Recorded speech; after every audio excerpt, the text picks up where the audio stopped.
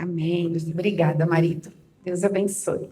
Fica aí na intercessão por mim. Boa noite, queridos. Paz seja convosco.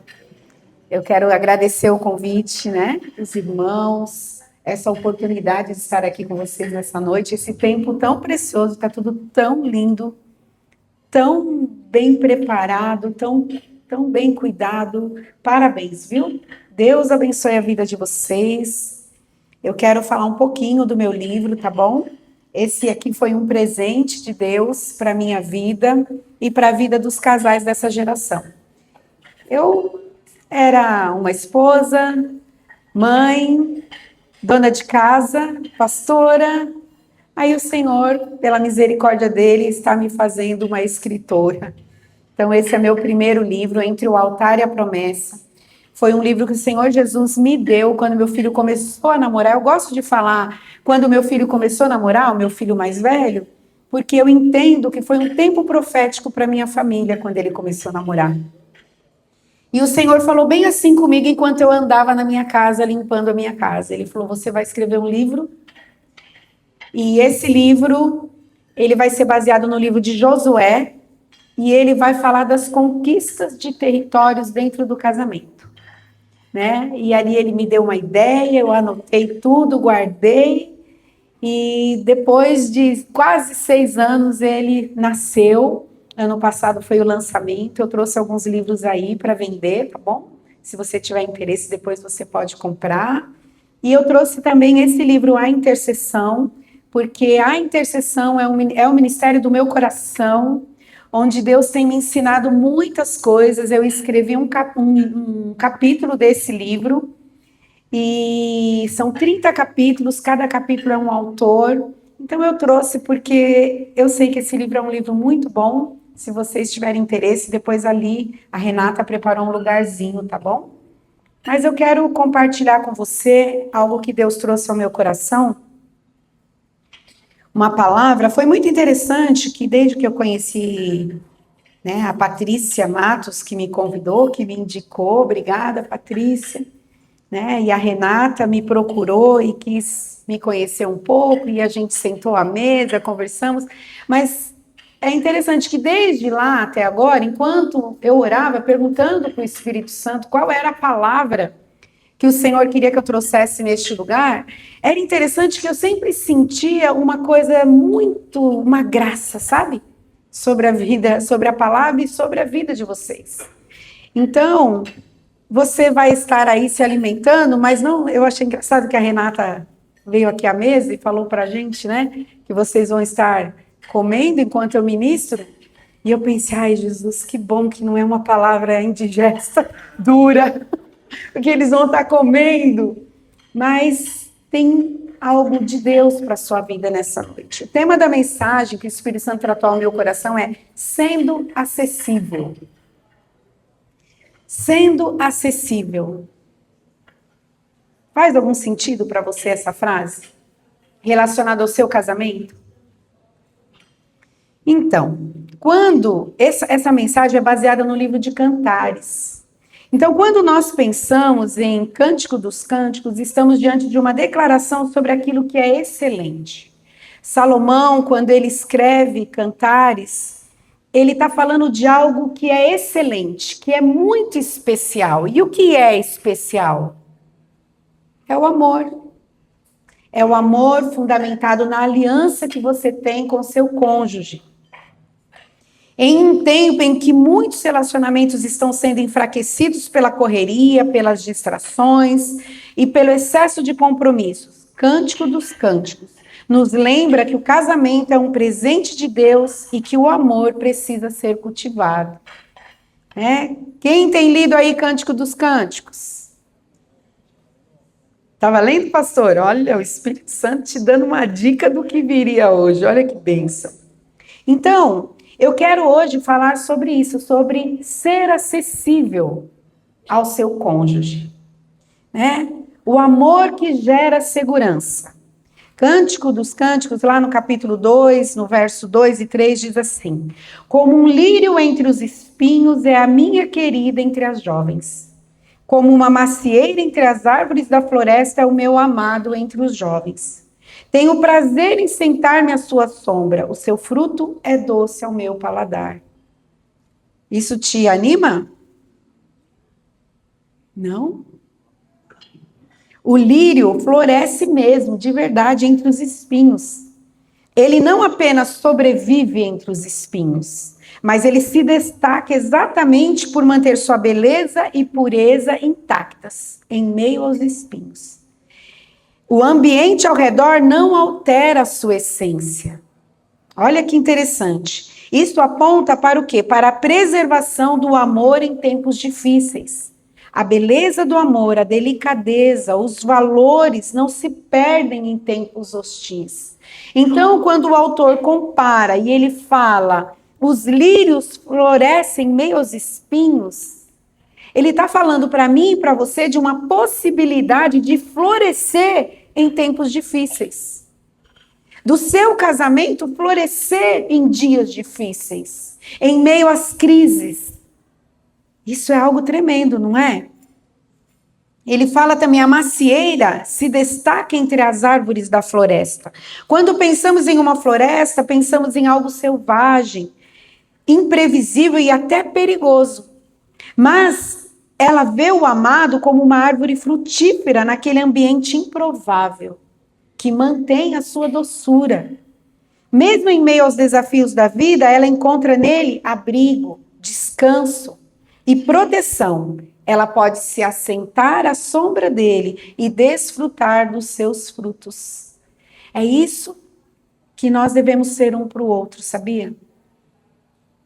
Uma sombra em dias muito quentes. Um socorro em dias de angústia.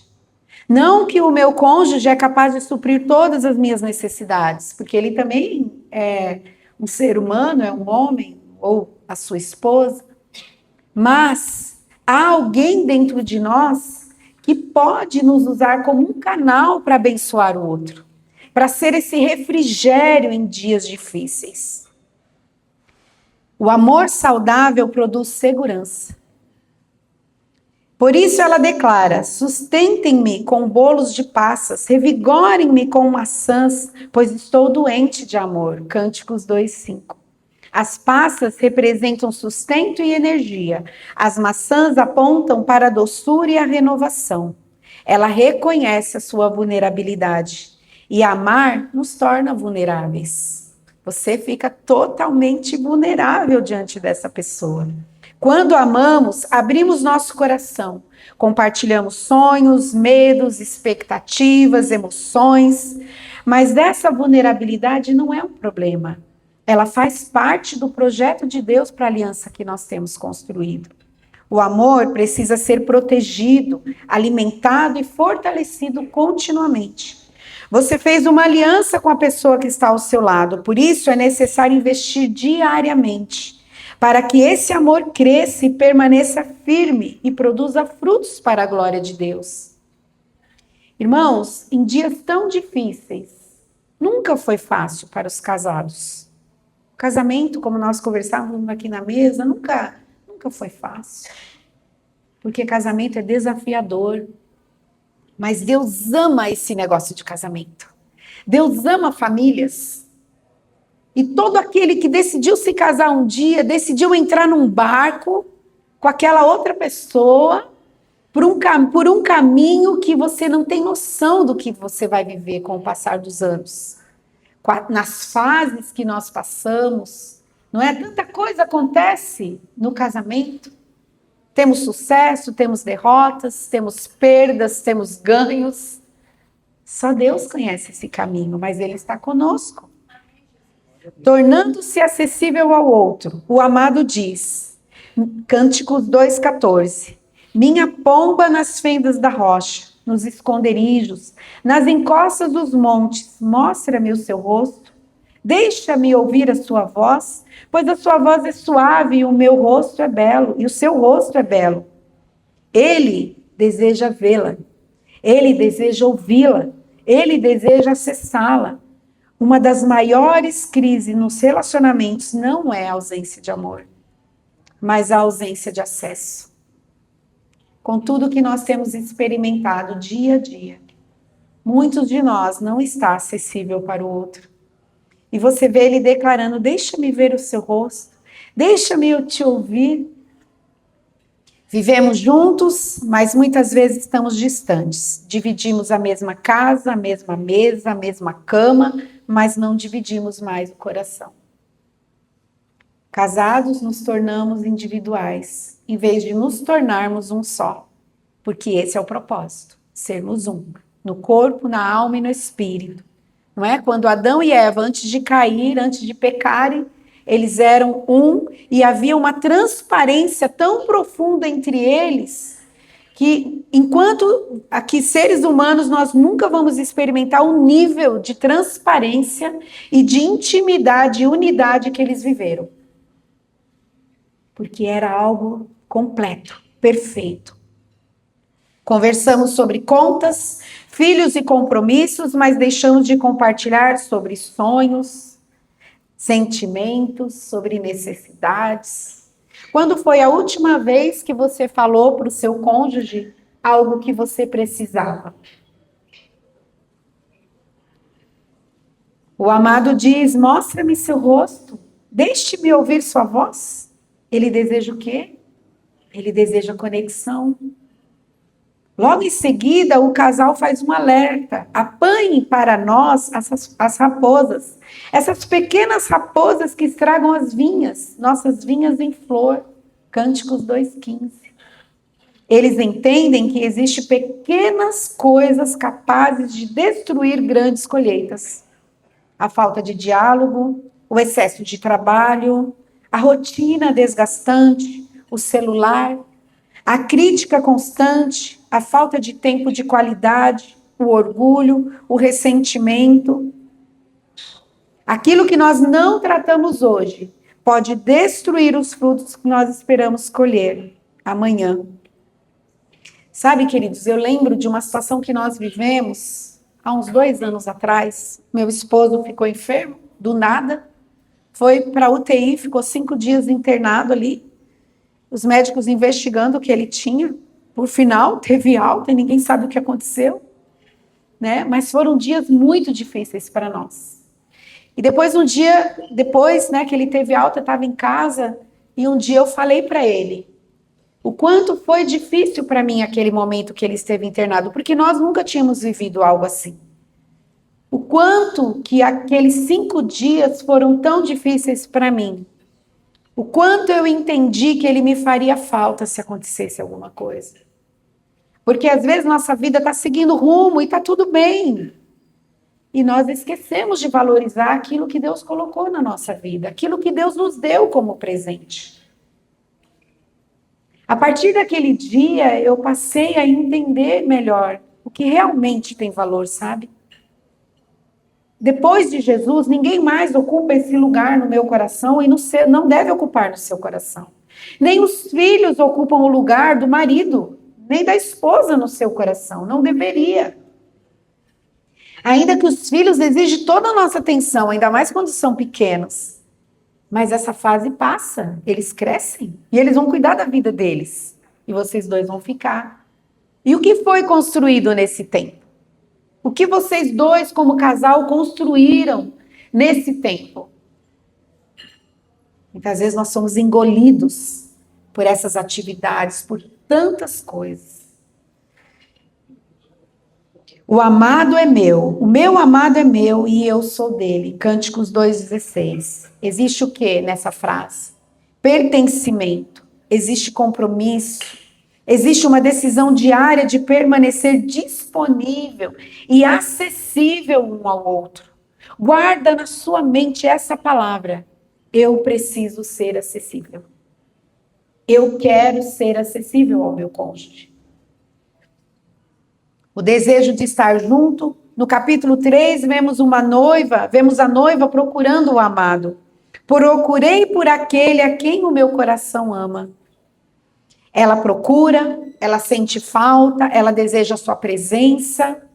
Quando o encontra, ela o segura e não quer deixá-lo partir. Deus em nenhum momento nos chamou para um relacionamento conjugal superficial. Ele deveria ser muito mais intenso do que é. Muitas vezes a intensidade do relacionamento está nas tarefas que a gente tem que fazer, nas obrigações que a gente tem que cumprir, nas contas que nós temos que pagar, e tudo bem que é necessário isso. Mas nós não podemos deixar de lado o nosso relacionamento. Porque tudo vai passar, não é? O mês vira, outras contas vêm, os empregos mudam, nós mudamos de casa, os nossos filhos crescem. Mas o seu cônjuge vai permanecer com você, até que a morte o separe. Isso nos ensina algo importante, quando ela declara em Cânticos 3:1, procurei por aquele a quem o meu coração ama. O amor saudável sente saudade. O amor saudável valoriza a presença. O amor saudável deseja estar junto. Se eu e você entendermos essas verdades, nós vamos nos portar de maneira diferente. Nós vamos pensar mais como falamos um com o outro. Nós vamos pensar antes de falar, antes de responder a uma pergunta, a uma situação. Isso tudo demonstra o quê? Demonstra cuidado. Cuidado. Você lembra quando você namorava? Como que era? Como você falava? Não é? Quais eram as suas reações quando acontecia alguma situação? Você era super cuidadoso com ela, não era? E as esposas eram super cuidadosas com os maridos. E por que isso se perde com o tempo? Por que isso deixa de existir com o tempo? Então, o amor saudável, ele cuida um do outro. Infelizmente, muitos casais vivem sem se procurar mais. Pararam de investir na amizade, pararam de cultivar momentos de intimidade, pararam de desfrutar da companhia um do outro. Mas aqui vemos uma mulher que ainda procura por aquele que ela ama. Que Deus restaure em nós o nosso desejo de estar juntos. Você concorda com isso? Então repete comigo, que Deus restaure em nós esse desejo de estarmos juntos. Existe alguém que você queira mais do que a sua esposa, do que seu cônjuge estar com você? A importância da admiração. Ao longo de todo o livro, vemos algo muito interessante. O amado elogia constantemente sua amada. Ele fala da sua beleza, ele destaca suas qualidades, ele expressa o que sente. Ele diz assim em Cânticos 4:9, você conquistou o meu coração, minha irmã, minha noiva. Como você é linda, como você me agrada, Cânticos 7:6. O amor precisa ser verbalizado. Muitos casais sentem amor, mas não o comunicam. Elogios não são supérfluos. Palavras de afirmação fortalecem o coração. Quantos anos faz que você não elogia o seu esposo ou a sua esposa? Como a pastora fez aqui na dinâmica, né? Olha como seu marido é lindo, ela falou para nós. Quanto tempo você não elogia? Precisamos voltar a contemplar as qualidades um do outro. Precisamos enxergar além dos defeitos, precisamos voltar a admirar. Você admira o seu cônjuge? Você admira a sua esposa? Quão inteligente ela é, quão sábia ela é, como ela conduz a família? Você faz isso? Sabe que essa é uma das coisas que o inimigo gosta de roubar, a admiração que nós temos um pelo outro. Né? Quando namora, nossa, o meu namorado é lindo, o meu namorado é super inteligente, nossa, ele faz isso. Eu tenho uma noiva em casa, nós temos uma noiva em casa. E é tão engraçado quando ela começa a falar do noivo dela, nossa, porque ele faz isso, porque ele faz aquilo. E eu penso, meu Deus, mas ele é perfeito. Mas é assim que nós devemos ser, sabe? Elogiar, reconhecer as qualidades, enaltecer essa pessoa. Porque é a pessoa mais importante da sua vida. O jardim fechado. Em Cânticos 4:12, ele diz assim: você é um jardim fechado, minha irmã, minha noiva. Você é um manancial fechado, uma fonte selada. O casamento, o amor que existe entre eles é comparado a um jardim exclusivo, um lugar de beleza, um lugar de vários perfumes, um lugar de frutos, um lugar de intimidade. Até o versículo 14, o amado descreve esse jardim, cheio de especiarias, aromas e riquezas. Quando pensamos em um jardim, também pensamos no quê? Em estações. Há épocas de semeadura, há épocas de crescimento, há épocas de poda, há épocas de colheita. Mas as estações não mudam a admiração que ele tem por ela. E não é assim na nossa vida, gente? Não é assim. Nós casamos, aquele primeiro momento, depois vem filhos, depois os filhos estão na adolescência, outro momento na vida do casal, na vida da família, depois eles estão saindo de casa, é outra fase, aí vem menopausa, vem andropausa, vem velhice.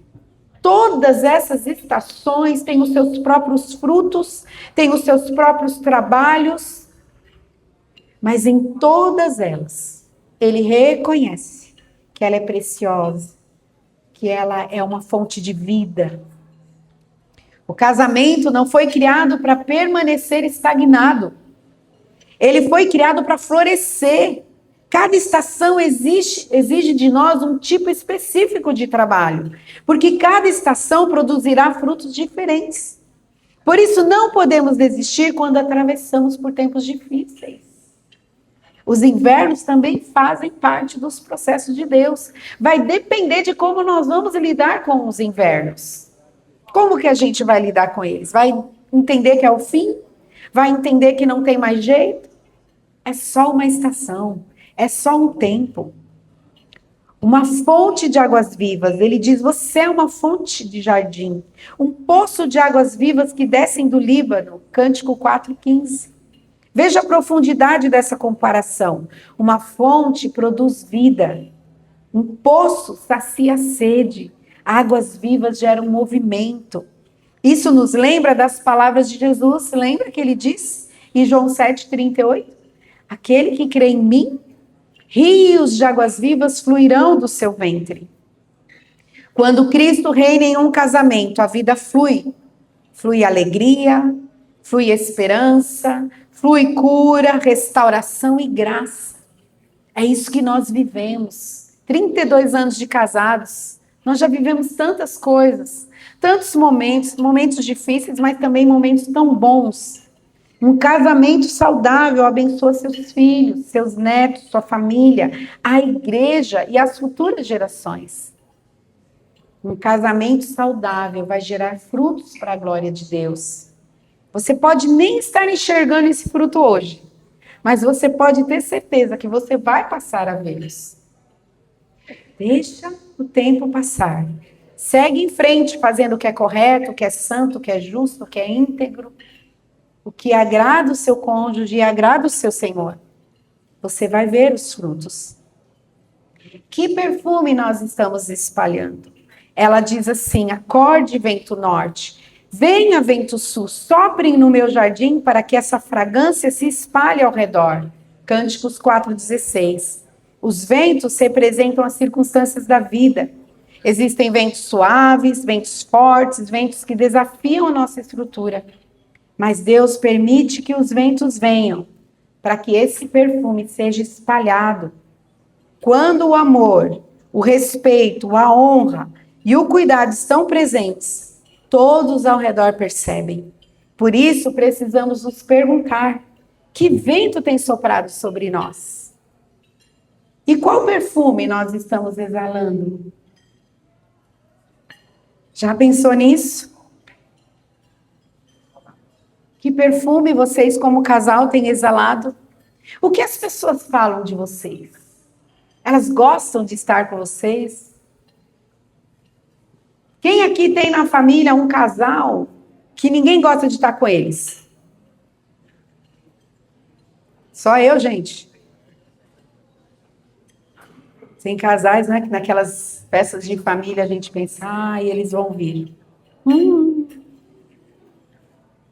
Só sai briga, né? Meu Deus! É um perfume que está saindo desse casal. Um perfume que não é bom, que as pessoas não gostam de sentir. Mas que perfume nós temos exalado? Não é? As pessoas gostam de estar conosco.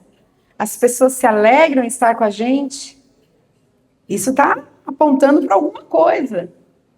Tempo para cuidar da aliança. Venha, meu amado, vamos fugir para o campo. 7:11. Mesmo em meio ao trabalho, às plantações e às responsabilidades, eles separam tempo para estar juntos. Existe o quê? Intencionalidade nisso, organização, prioridade. Eles entendem que a aliança precisa ser cultivada. O casamento não cresce sozinho. Relacionamentos fortes são construídos por pessoas que decidem investir tempo um no outro. E tá aí uma coisa que ninguém tem, tempo, né, pastor? Mas precisa ter tempo. Para o seu cônjuge, para sua esposa, precisa ter tempo. Ele, o meu esposo, tem que ser a minha prioridade. A sua esposa tem que ser a sua prioridade. Irmãos, tudo que vem roubar a gente dentro do nosso casamento está errado. Está fora do padrão de Cristo. Nada pode nos roubar dessa intencionalidade de investir no nosso casamento, de trabalhar a favor do nosso relacionamento conjugal. Nada pode tomar esse lugar, irmãos. Como cristã, eu amo a Deus. Eu amo Jesus. Eu amo servir Jesus. Mas Jesus nunca falou para mim assim, Rita, olha, agora é só eu e você, esquece todo o resto. Quando ele me deu um esposo, ele automaticamente estava falando para mim, olha filha, eu te dei um marido, te dei filhos, te dei uma família. Então você tem uma responsabilidade com eles. Então, Jesus em primeiro lugar, marido e esposa, filhos, trabalho, ministério. Não adianta a gente querer inverter as coisas. Nós precisamos entender que o nosso relacionamento é prioridade. E nós precisamos ser intencionais, reservar tempo para estarmos juntos. Tempo para conversar, tempo para se conectar emocionalmente, fisicamente. Irmãos, às vezes nós precisamos sentar de novo e acertar a rota. Nós nos perdemos aqui em algumas coisas, precisamos começar de novo. Peraí, vamos acertar. E colocar em ordem. Porque juntos nós somos mais fortes. E às vezes cada um está vivendo uma vida totalmente desconectada do outro. E aí nós ficamos muito vulneráveis. Facilmente o inimigo pode nos derrubar. Então, lembre-se, seja intencional com esse cuidado. O selo da aliança, chegamos ao clímax do livro. Ponha-me como um selo sobre o seu coração, pois o amor é tão forte quanto a morte. O autor procura a comparação mais intensa possível para falar de amor. O amor da aliança, ele é poderoso. Ele envolve entrega, confiança, vulnerabilidade, compromisso, transparência e pertencimento. Quando nos casamos, colocamos um selo sobre o nosso coração. Passamos a viver uma história compartilhada, nós não somos mais sozinhos. Sabe? Talvez você não tenha noção. Quando a gente está diante de uma situação, eu trabalho com aconselhamento. E às vezes eu ouço algumas histórias e eu fico sempre pensando nisso, meu Deus, como essa aliança de casamento é poderosa. Porque nós vemos quando há uma traição, os pastores podem confirmar o que eu estou falando. Você vê como a pessoa que foi ofendida, como aquilo é difícil para ela. E às vezes também quando uma outra pessoa de fora entra num relacionamento para destruir uma aliança de casamento, o quanto esse casamento, quanto esse relacionamento, segundo relacionamento, se perde, como é forte esse poder da aliança de casamento. É um selo que está sobre nós, no nosso coração. Então, irmãos, não pense que isso é frágil, que essa aliança de casamento que você tem com o seu cônjuge é uma coisa simples, porque ela não é. É um cordão de 3 dobras, Jesus está nessa aliança. E se ele está nessa aliança, essa aliança é poderosa. Jesus é o responsável pelo casamento, e Jesus defende os casamentos, irmãos. Então, não despreze essa aliança. Não ache que isso é uma coisa pequena, porque não é. Não é. Ela é poderosa. Lute pela aliança de casamento que você tem. Lute pelo seu casamento. Cuide dele, trabalhe por ele.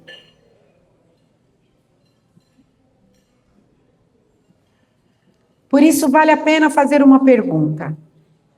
O que estes anos roubaram de nós no nosso relacionamento conjugal?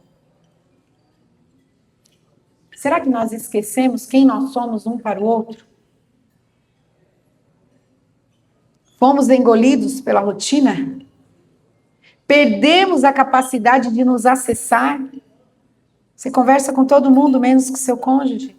As suas amigas sabem dos seus segredos, o seu cônjuge não? Seus amigos sabem dos seus segredos, a sua esposa não? Seus amigos sabem dos seus projetos, a sua esposa não? Já pensou nisso? Precisamos retornar ao início. Precisamos voltar a cuidar daquilo que Deus nos entregou. Eu sei que você está comendo, mas olha para o seu cônjuge aí. Fala para ele assim, nós precisamos voltar ao início. 30 segundos olhando nos olhos dele e nos olhos dela, vai. Quanto tempo você não olhava para os olhos dele e para os olhos dela?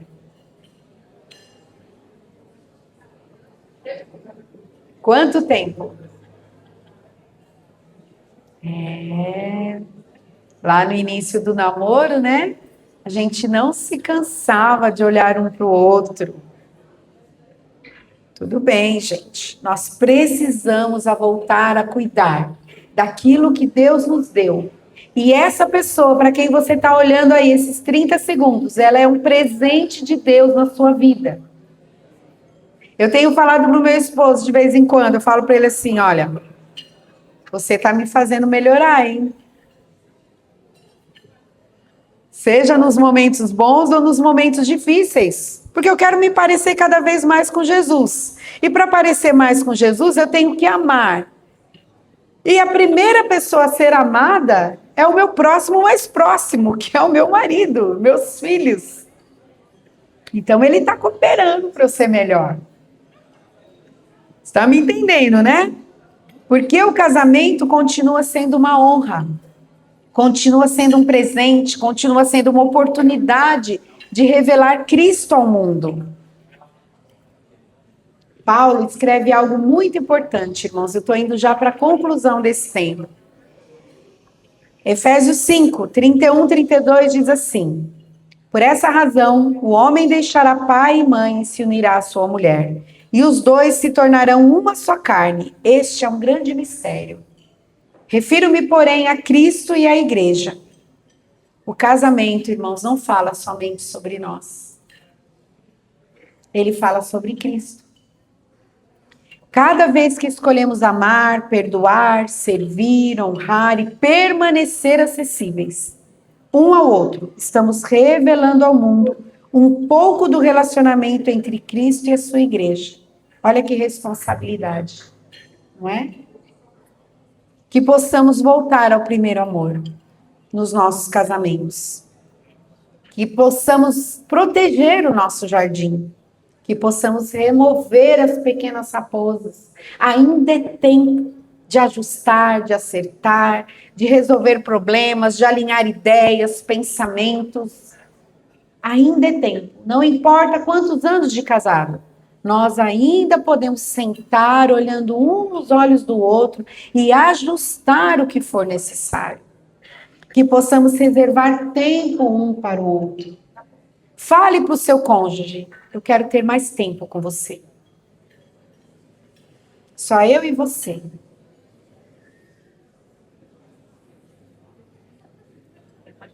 Isso é mais importante do que todas as outras coisas. E que o perfume da nossa aliança seja espalhado por todas as gerações, para a glória de Deus. A gente tem filhos adultos, jovens adultos, né? E a gente consegue ouvir deles: isso eu não quero fazer no meu casamento. Ah, meu pai e minha mãe fazem assim, então isso eu quero fazer. Então, você acaba tendo dentro da sua casa avaliadores que estão avaliando o seu casamento. Porque eles vão escolher o que eles querem praticar na casa deles e o que eles não querem. O que foi bom e o que não foi bom. Então, que perfume nós temos exalado? Nós temos algumas testemunhas lá dentro da nossa intimidade, dentro da nossa casa, que estão assistindo tudo. Então, pense, que perfume você tem espalhado para as futuras gerações? O amor cresce quando marido e esposa permanecem acessíveis emocionalmente, espiritualmente e fisicamente um ao outro, cultivando diariamente a aliança que Deus lhes confiou.